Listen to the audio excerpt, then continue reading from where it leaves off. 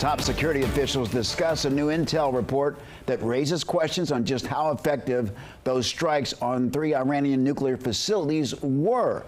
Those strikes ordered by President Trump targeted those facilities in Iran, but a defense intelligence report first quoted by the Associated Press says the damage may have only delayed Iran's program by a few months. Defense Secretary Pete Hegseth dismissing that report, saying it's just not true. Decisive military action.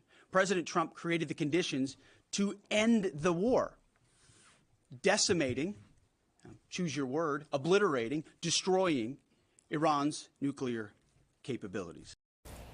Well, military leaders say it will take time to know the full impact, but right now they're backing the White House's claim that this strike did major damage.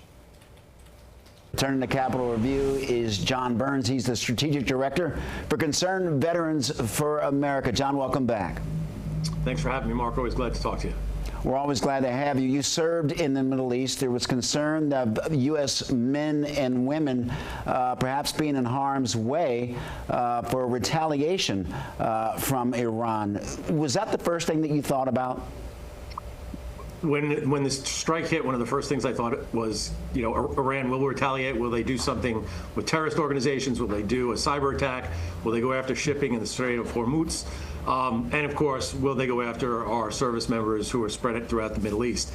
And they chose the last one. I'm praying, we're all praying for those service members there in Doha and in Bahrain, in Iraq.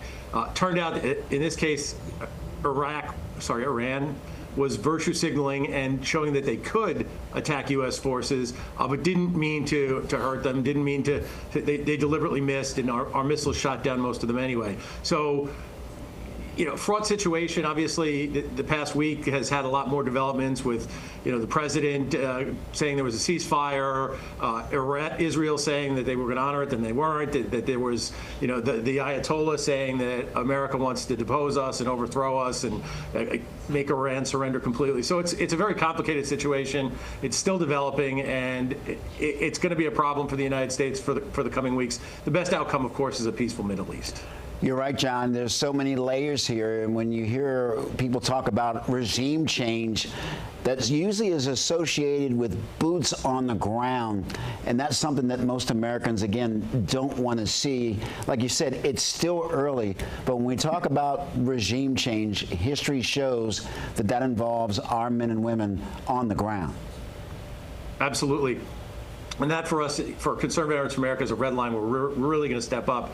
We have been absolutely opposed to putting boots on the ground in the Middle East anymore. We're actually working pretty stridently to bring home the last 3,500 that are there between Iraq and Syria right now. There's really no reason for that. We're on Capitol Hill all this week doing our annual Vets on the Hill. And that was one of the messages that we sent to many of the congressional and senatorial offices that we talked to, that it's time to not only bring these guys and girls home, but to get some of these authorizations for use of military force off the books, especially the one around the Iraq war. We're no longer at war with Iraq. John, are you hopeful or optimistic that diplomatic efforts can be effective? And clearly, that's the way to keep our men and women from harm's way. Well, one of the greatest wartime leaders in the Anglosphere's history, Winston Churchill, is famous for saying, "Jaw, jaw, jaw is better than war, war, war." So I've learned as I've gotten older that diplomacy it's better to exhaust diplomacy before going to war than to get frustrated with diplomacy very easily and begin a war prematurely. Do you think the U.S., specifically President Trump, has the burden to try and bring peace in a region that really hasn't had peace in our lifetime? I don't think President Trump has the burden to bring peace to the region. I think President Trump has the burden, and I think the desire, he stated his desire, to keep America at peace. That's the primary responsibility of the President of the United States, is secure America's national security, our vital interests, and to do everything possible to keep us at peace. And he said he wants to be the President of peace. John Byrnes, thank you so very much for joining us. Thanks for having me, Mark.